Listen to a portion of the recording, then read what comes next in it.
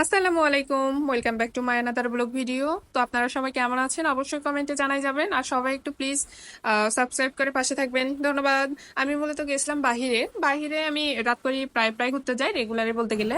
এদিকে আমার জামাইয়ের মাটির প্লেটের দরকার, মানে সে অন্য কোনো প্লেটে ভাত খেয়ে বা অন্য কিছু খেয়ে তৃপ্তি পায় না, এই জন্য তার মাটির প্লেট দরকার। মানে সে নাকি এটাতে ভাত খেয়ে অনেক তৃপ্তি পায়, ডাল ভাত খাইলেও অনেক মজা লাগে মাটির প্লেটে খাইতে। তো এখন তারপরে আমি যে বলা সে কাজ, তাকে নিয়ে মাটির হাড়ির দোকানে গেলাম। এদিকে তো আমার সবকিছুই ভালো লাগছে, মানে পুরো সেটটা ভালো লাগছে। এদিকে উনি একটা মূলত প্লেট নিবে, আর আমি এগুলো তো খাই না দেখি উনি একটাই নিবে। ঘোরাঘুরি করতেছে, তার আবার একটা পছন্দ হয়েছে, মানে পুরো সেট তারও পছন্দ হয়েছে, কিন্তু সে নিতে চাচ্ছে না, কারণ আমরা মাত্র বাসায় উঠলাম, নতুন বাসায় উঠলাম, এই জন্য কোনো কিছু এইভাবে আনি নাই।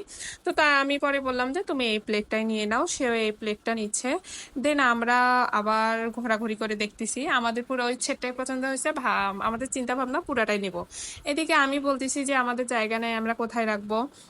বাট এইগুলো কিন্তু একদম এক্সক্লুসিভ দেখতে, মানে একদম অথেন্টিক, মানে একদম সুন্দর অনেক।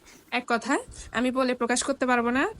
পরে ভাবলাম যে না, নেই। ঘোরাঘুরির পর আমাদের আবার একটা কুলার দরকার, এদিকে কুলা খুঁজতেছি।